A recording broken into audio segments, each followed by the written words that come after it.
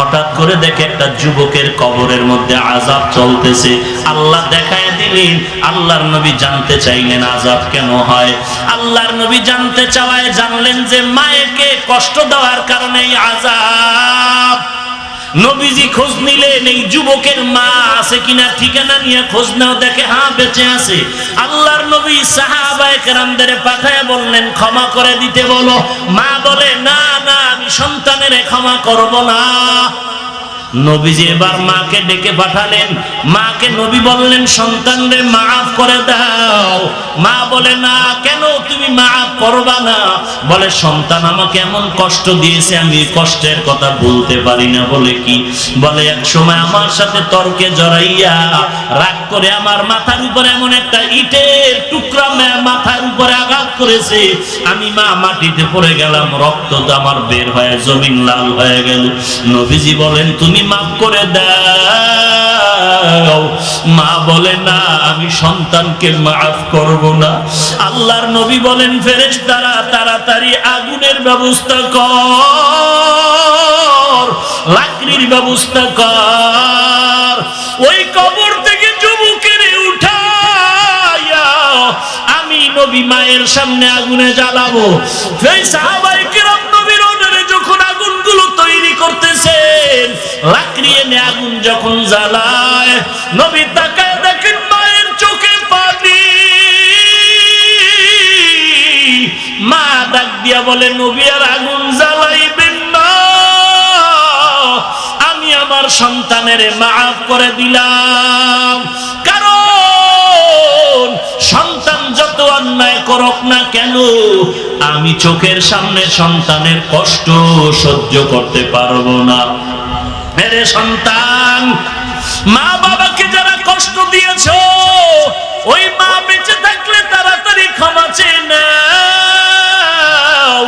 যদি মা বাবা বেঁচে না থাকে, কবরের কিনারায় গিয়া দোয়া করো, কান্না করো।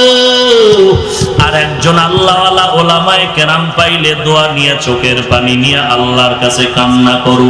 চোখের পানির এত দাম, এত দাম। ওরে বান্দা, সন্তান অন্যায় করে যদি মা বাবার সামনে চোখের পানি ছেড়ে দেয়, মা বাবার দয়া না হয়ে পারে না। ওস্তাদের সামনে ছাত্র অন্যায় করে যদি চোখের পানি ছেড়ে দেয়, ওই ওস্তাদ আর বেতের বাড়ি ওই ছাত্রের উপরে লাগাতে পারে না, ওস্তাদের মায়া এসে যায়। এরে আল্লাহর বান্দা, আমার আল্লাহর মায়া কি কম? সন্তানের কান্না যদি মা বাবার দিলের মায়া হয়, সন্তান উস্তাদের মন্তরে যদি ছাত্রের কান্নার কারণে মায়া হয়, আল্লাহর নবী বলে উম্মতেরা চোখের পানি ছেড়ে কাঁদো। চোখের পানি ছেড়ে যদি কান্না করো, গাভীর ওলান থেকে দুধ বের করে ভেতরে যেমন ঢুকানো সম্ভব না, যেই বান্দা জাহান্নামের আযাবের ভয়ে চোখের পানি ছেড়ে কাঁদবি, ওই বান্দাকে আর জাহান্নামে দেওয়াও সম্ভব না। এরে আল্লাহর বান্দা, আজকে তোর ডানে বামে বন্ধু বান্ধবের অভাব নাই, কিন্তু একটু নজর করে দেখ, আজকে কালকের মধ্যে কত বন্ধু চলে গেল, কত যুবক একা একা ঘুরে। কিরে তুই একা ঘুরো? আমার লেখাপড়ার বন্ধু নাই। চোখ দুইটা বন্ধ করে দেখ, একই মাঠে খেলাধুলা করছো, কত বন্ধু নিয়ে আজকে অনেকের বন্ধু কবরে চলে গেল। লেখাপড়ার টেবিলে কত বন্ধু বান্ধব নিয়ে আড্ডা করতাম, আজকে অনেকেই নাই। আমার লেখাপড়ার জীবনের কলিজার বন্ধু, যাকে আমি কিছু খাইলে তাকে না দিয়া খাইতাম না, আমি খোঁজ খবর নেওয়ার জন্য বহুদিন বহু বছর দেখা নাই খুঁজতে গেলাম। খুঁজতে খুঁজতে বন্ধুর বাড়ির দরওয়াজায় গিয়া তাকাইয়া দেখলাম, বাড়িতে ডাক দিলাম, কে আছো? বাড়ির থেকে লোকেরা বলে, কে তুমি? আমি অমুক ভাইয়ের এক ছাত্র জীবনের বন্ধু। কোথায় আমার বন্ধুর সাথে আমার দেখা নাই? আমি এই কথা জিজ্ঞাসা করার পরে দেখি ওদের চোখের কোঠায় পানি জমা হয়ে গেল। সবাই কান্না করে মাথাটা নত করে দিল। আমি বললাম, আমার বন্ধুর একটু খোঁজ দাও। কেন কান্না করো? ওরা বলে আপনার বন্ধু ওই বাঁশ বাগানে কবরস্থানের মধ্যে পড়ে আছে। আমি বললাম এই অল্প বয়সে আমার বন্ধু কবরে বিবাহ কি করে নাই? ওরা কান্না করে বলে দুইটা বাচ্চা রাখি আজ কবরে। ওরা যখন ঈদের সময় দেখি, রমজানের ঈদের সময় দেখি, ওরা ওই ডানে বামে তাকায় দেখে সব বাচ্চারা বাবার কোলে উঠে কত আনন্দ করে। আর এই বাচ্চা দুইটা ডানে তাকায় আর বামে তাকায় আর কাকে জানি তালাশ করতে থাকে। আমরা তখন চোখের পানি ধরে রাখতে পারি না। ওরা তালাশ করে ওদের বাবাই কই। এই ময়দানে এমন আল্লাহর বান্দা অনেকের মা নাই, বাবা নাই।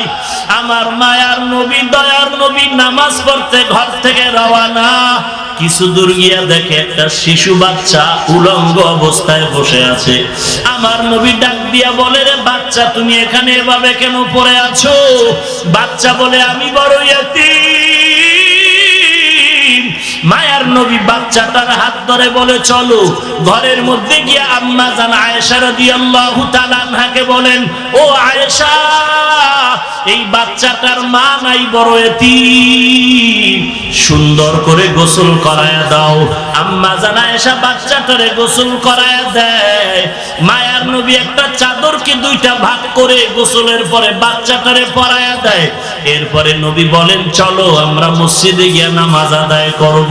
বাচ্চাটা সামনে হাঁটে। নবী বের হয়ে বলে দাঁড়াও, তুমি আজ মাটিতে পাও লাগায় মসজিদে যাইবা না।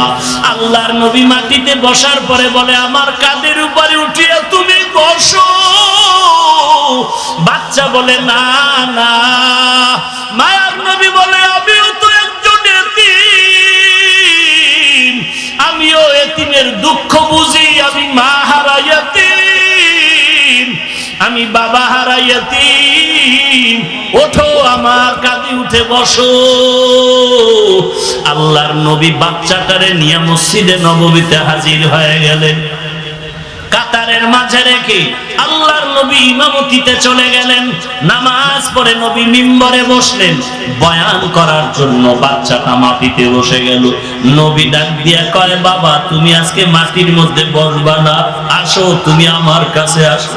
বাচ্চাটারে ডাক দিয়া নবী তার ডান পাশে বসাইয়া মাথার উপরে নবীর হাতটা মোবারক দিয়া বলে, সাহাবায়ে কেরাম, আপনাদের অন্তরে প্রশ্ন আমি বাচ্চাটারে নিয়ে এমন কেন করি? এই বাচ্চাটা বড় ইয়তীম।